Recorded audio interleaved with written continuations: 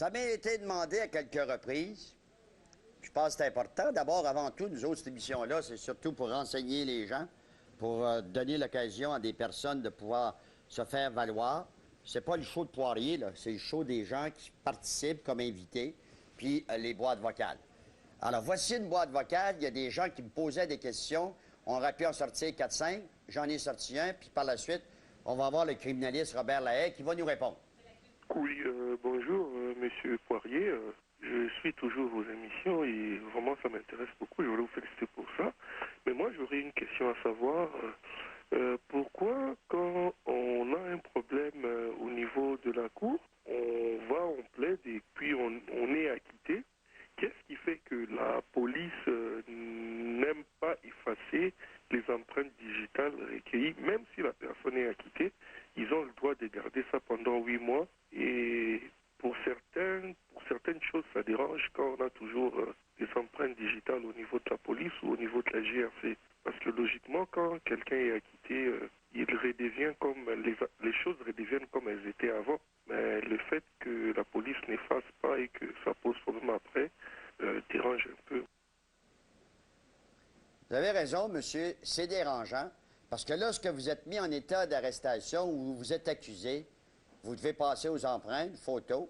Là, vous êtes devant les tribunaux, la cause arrive, vous êtes acquitté, puis ça traîne dans les choses. Bon, je ne sais pas si c'est exact. On va aller rejoindre le criminaliste, Maître Robert Lahaye. Maître Lahaye, bonjour. Oui, bonjour, Claude. Vous avez entendu la question de ce monsieur-là. Oui. Bon, quelle réponse qu'on peut offrir à cette personne-là puis aux autres personnes qui veulent également être renseignées là-dessus? Oui, d'abord, il faut comprendre l'esprit de la loi, c'est que c'est en vertu, comme vous le disiez, là, en vertu de la loi sur l'identification des criminels, on doit passer au bertillonnage lorsque l'on est accusé, avant même la comparution.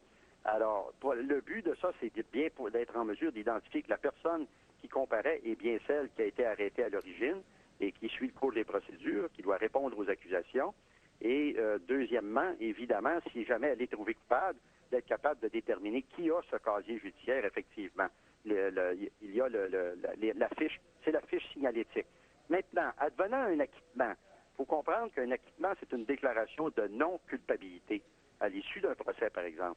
Alors, la personne, à ce moment-là, se doit de veiller au grain, par elle-même ou un avocat, de préférence un avocat, d'écrire au corps policier qui a procédé à son arrestation et qui était chargé de l'enquête, demandant de rayer et de lui retourner son bertillonnage et à tout le moins de l'éliminer des ordinateurs et des filières policières. Selon vous, Maître Lahaye, est-ce que ça se fait?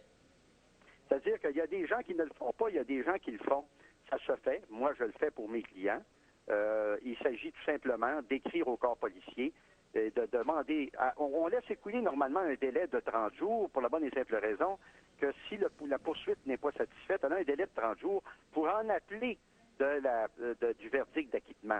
Alors, on laisse écouler les délais d'appel et quand les 30 jours sont terminés, on fait diligence, on écrit par un avocat au corps policier et on demande dans la lettre de se faire retourner la réponse à l'effet que ça a été éliminé, écarté des fiches signalétiques, des fiches policières. Je ne mets pas en doute votre crédibilité, je vous connais assez, Robert, vous le faites.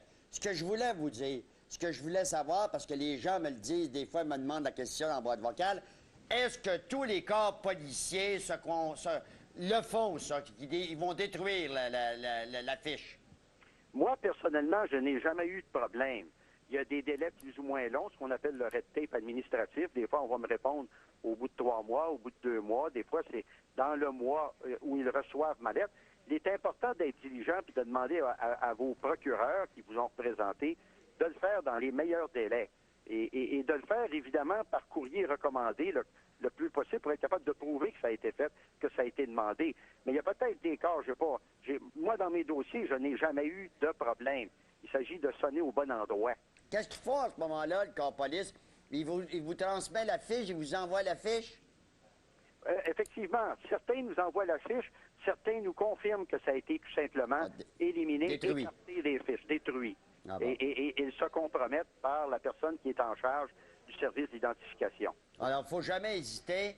C'est important, lorsqu'on est acquitté puis que les délais d'appel sont passés, demander à notre procureur de communiquer avec les autorités policières pour faire détruire les photos et les empreintes parce que vous n'avez pas été trouvé coupable. Vous avez parfaitement raison. Il faut le faire avec diligence. C'est primordial. Merci beaucoup de votre collaboration, Maître Lahaye. Ça fait plaisir. Au revoir, Maître Robert Lahaye, criminaliste. Donc, j'espère que ça répond à la question de ce monsieur-là en question. Je suis sûr, il était clair, Robert Lahaye, puis c'est les autres personnes qui, depuis un certain temps, me demandaient, allez-vous vous penser là-dessus? Comme des fois, des gens me demandent le pardon, comment est-ce qu'on doit procéder. On va prendre quelqu'un à un moment donné, parce que ça relève de la commission des libérations conditionnelles, ça, puis avoir quelqu'un un matin, là, peut-être que l'inviter pour qu'il nous explique quelles sont les procédures, parce qu'il y a des gens qui trouvent que c'est pas seulement long d'obtenir un pardon. On s'arrête pour une pause.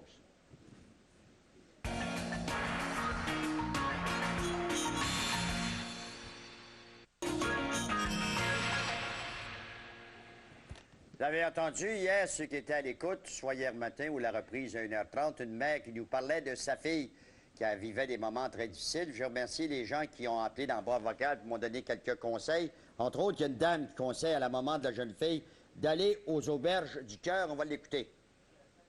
Je vous appelle concernant l'entrevue téléphonique que vous avez eue aujourd'hui, ce matin, avec la dame dont sa fille de 17 ans a été ramenée chez elle par les policiers. Regardez, M. Poirier, moi, ce que je peux lui conseiller, parce qu'on a eu un enfant qui a été pris aussi dans la drogue, il avait moins de 18 ans, et c'est pas vrai qu'on peut rien faire avant l'âge de à 17 ans. Moi, ce que j'ai fait, c'est que je me suis référée aux auberges du cœur. J'ai parlé à un professionnel qui nous a donné beaucoup d'informations. Et c'est bien sûr que si la jeune fille ne veut rien faire, ses parents pourront pas non plus là, la tirer par le bras mais avant l'âge de 18 ans, oui, avec les auberges du cœur, ils peuvent je veux pas dire la faire ramasser, mais ils peuvent faire quelque chose pour s'en occuper afin qu'elle ne retombe pas dans la rue. Merci, vous avez été très gentil de pouvoir transmettre ça via la boîte vocale à ce moment-là.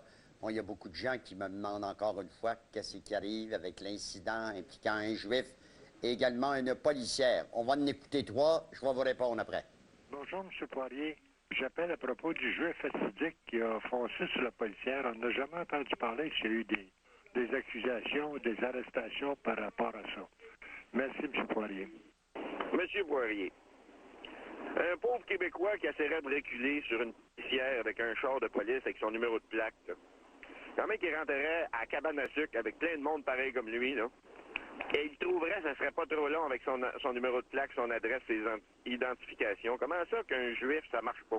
C'est bien beau qu'ils sont tous pareils, mais le numéro de plaque, il va à quelqu'un, hein? Puis ce quelqu'un-là, là, ça doit être à lui le char.